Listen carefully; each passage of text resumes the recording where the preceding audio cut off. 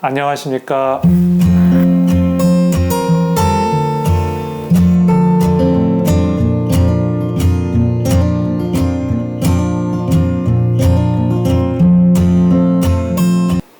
어깨, 무릎, 관절, 날개병원 박인흥 원장입니다.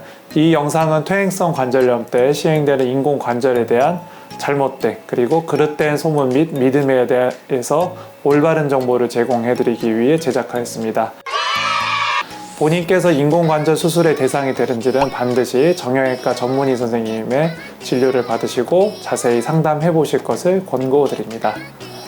우선 인공슬관절술에 대해서 설명을 드리겠습니다. 크게는 두 가지로 나뉘게 되겠는데요. 그것은 바로 첫 번째는 이제 일부만을 치환하는 단구획 부분 치환술입니다. 이것은 손상된 부분만을 이제 치환한다는 그런 개념이 되겠고요.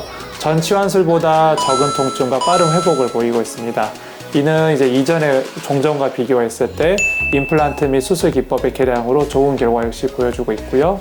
다음은 이제 슬관절 전 치환술입니다. 이것은 여러분들께서 흔하게 알고 계시는 그런 인공 슬관절 치환술 혹은 인공관절 수술이 되겠습니다. 그것은 슬관절의 내측과 외측 그리고 전측 세 관절을 모두 치환하는 수술이 되겠습니다. 이것은 가장 성공적인 수술적 치료 중에 하나이며 적응증만 잘 맞으면 못 걷던 환자를 걷게 해주는 그런 수술이 되겠습니다. 이전에 비해서 수술 기구 및 그런 재활 그리고 그런 사후 관리 방법이 많이 개량화되면서 종전에는 10에서 15년의 이제 수명을 보였다고 하면은 최근에는 20년 이상 쓸 수 있을 것으로 이제 예측이 되고 있습니다. 이렇듯 좋은 결과를 가져다주는 수술이지만은 부정확한 수술이나 적응증이 되지 않는 환자들에게 무분별하게 수술을 하는 경우가 아주 일부에 있어 왔고 그로 인해서 좋지 않은 결과를 보여주게 되었습니다. 이로 인해 인공관절에 대한 그런 안 좋은 인식과 그릇된 소문 그리고 잘못된 정보들이 많아지게 되었고 그로 인한 잘못된 인식이라든지 오해들이 많이 생기게 된 것 또한 사실입니다. 그래서 본 영상은 그런 여러분들이 가질 수 있는 그런 여러 가지 오해에 대해서 정확한 정보를 전달하는 그런 영상을 제작하게 되었습니다. 무릎 인공관절술에 대한 첫 번째 오해입니다. 그것은 무릎 인공관절 수술은 늦게 할수록 좋다.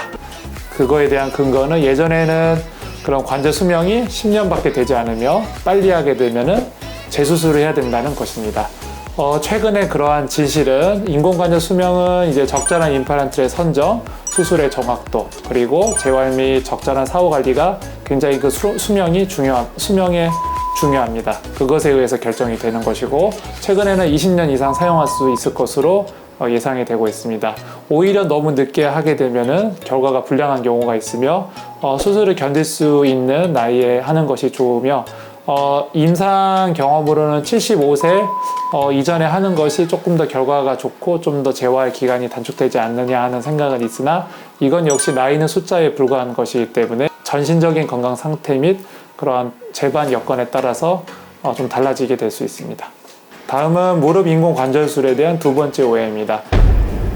이것은 바로 굽힐 수가 없고 뻗정다리가 된다는데 라는 것입니다. 과거에는 인공관절 수술 후 90도에서 100도, 즉 90도에서 100도 정도만 굴곡이 가능했습니다. 이것은 이제 우리가 이제 그런 무릎을 구부렸었을 때 직각에서 약간 더 되는 정도로 할 수 있겠는데요. 수술 후 재활 및 이제 관리가 제대로 되지 않아서 굴곡 각도를 충분히 얻지 못하고 그런 이제 뭐 90도 전후라든지 그보다 못하는 경우, 즉 일명 뻗정다리라고 불리는 그러한 좀 불량한 결과가 아주 일부에 있었는데요. 최근 수술 기법 및 임플란트 디자인이 향상되어서 무릎 굴곡 각도가 예전에 비해서 많이 향상이 됐습니다. 그래서 수술 전 각도가 매우 적은 경우를 제외하고는 평균 130에서 135도 정도를 굴곡 각도를 얻을 수 있습니다. 따라서 초기 재활이 중요하고 무릎을 다 펴고 구부리는 관절 운동을 잘하게 되면은 이전보다는 그런 이제 뻗정다리가 된다는 그런 공포라든지 그러한 잘못된 믿음을 가지지 않으셔도 될 것 같습니다. 다음은 무릎 인공관절에 대한 세 번째 오해입니다. 이것은 한국형 관절이 나와서 바닥에도 앉을 수 있다는데 라는 것입니다. 이것은 이제 예전에 비해서 무릎을 많이 구부릴 수 있는 고도 굴곡형 인공관절이 나오면서 생긴 소문입니다. 최근 그러한 이제 예전에 비해서 무릎 구부릴 수 있는 그러한 환자분들의 필요가 많이 증가가 되면서 이전에 비해서 많이 구부릴 수 있는 고도 굴곡형 인공관절에 대한 수요가 많이 늘었습니다. 따라서 이제 그러한 수요를 이제 받쳐주기 위해서 이런 것들이 이제 생겨났는데요. 135도 이상의 고도 굴곡이 가능합니다. 종전에 120도 정도의 그런 인공관절에 비해서 10도에서 15도 정도가 더 그런 구부릴 수 있는 각도가 증가되었고요. 그러한 이제 각도가 많이 이제 그런 향상되면서 기능 향상 및 그런 환자분들의 만족도 역시 이제 조금 더 이제 증진이 되었는데요. 하지만 이전 디자인과 비교해서 환자 만족도 및 그러한 임상 결과는 사실 그렇게 큰 차이를 보이지는 않습니다. 오히려 그런 이제 구부리는 그런 자세나 그런 것들에 이제 인공관절에 좀 영향을 줄 수가 있습니다. 마모가 조금 조기에 온다든지 아니면 이제 임플란트와 뼈와의 그런 어떤 고정력에 조금 문제가 있을 수 있어서 그래서 일부 학계에서 이제 그런 조기 실패가 나온다는 보고가 있습니다. 아직 좀 논란의 여지가 있는 그러한 주제라고 할 수 있겠습니다. 다음은 무릎 인공관절술에 대한 네 번째 오해입니다. 이것은 이제 종전보다 조금 열어서 예쁘게 조금만 열고도 한다는데 라는 것입니다. 이것은 최소 침습 수술법에 대한 그러한 이제 소문이 되겠는데요.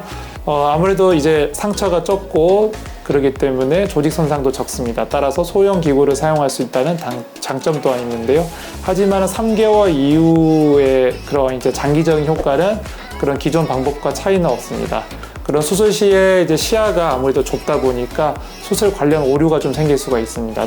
어떤 이제 인공관절 그런 정렬이 올바르지 않다든지 아니면은 그런 관절 고정이 제대로 되지 않는다든지 아니면은 그런 임플란트를 뼈에다가 이제 고정을 하게 되는 볼 시멘트가 있는데 그것을 충분히 제거를 해야 되는데 그게 일부가 좀 남게 돼서 그런 잔유물에 대한 로 인한 그런 염증 반응이라든지 그런 합병증이 생길 수 있다는 단점 또한 가지고 있습니다. 다음은 무릎 인공관절술에 대한 다섯 번째 오해가 되겠습니다. 이것은 바로 컴퓨터 수술 그리고 로봇 수술을 해야 정확하다는데 라는 것입니다. 이것은 이제 컴퓨터 항법장치 수술법이 있습니다. 컴퓨터 항법장치 수술법 그리고 이제 로봇을 이용한 수술법이 있고 그 다음에 수술 전에 CT랑 MRI를 이용해서 그런 제작한 환자 맞춤형 수술 기구가 있습니다. 이거에 대한 소문이 나가겠는데요. 진실은 임상적으로는 사실 큰 차이가 없습니다. 그리고 수술 시간이 기존보다 다소 좀 길다는 단점 또한 가지고 있습니다. 하지만 이제 모든 환자에서 이러한 수술법을 해야 되는 것은 아닙니다.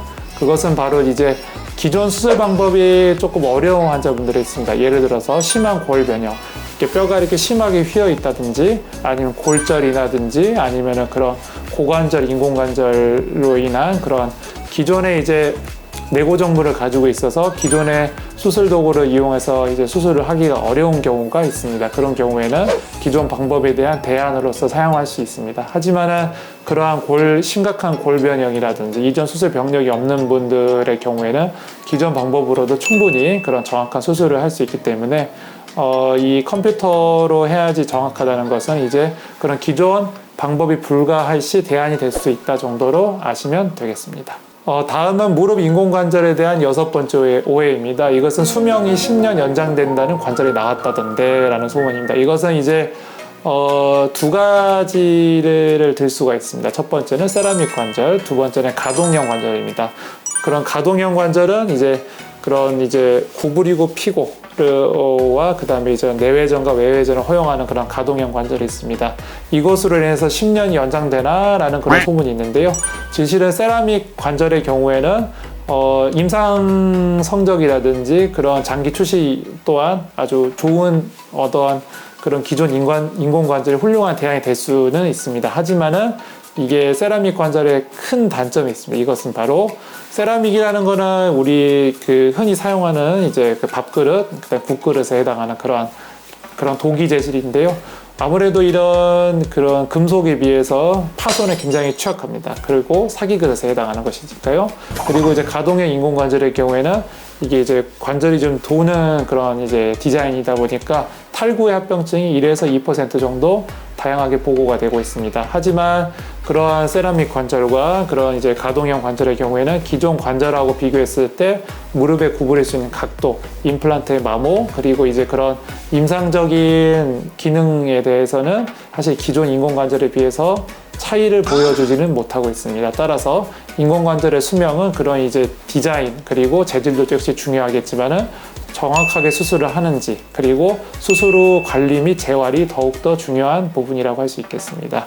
다음은 무릎 인공관절에 대한 마지막 오해입니다. 이것은 너무 늙으면 못한다던데 라는 것입니다. 이것은 이제 나이가 들면 아무래도 고혈압, 당뇨, 간장신장질환 그리고 뇌혈관 그리고 심근경색 등 이제 그런 전신질환의 빈도가 다소 증가하다 보니까 아무래도 합병증의 리스크가 더 올라가겠죠. 그로 인해서 이제 나온 이제 어떠한 이제 소문에 해당하게 되겠는데요.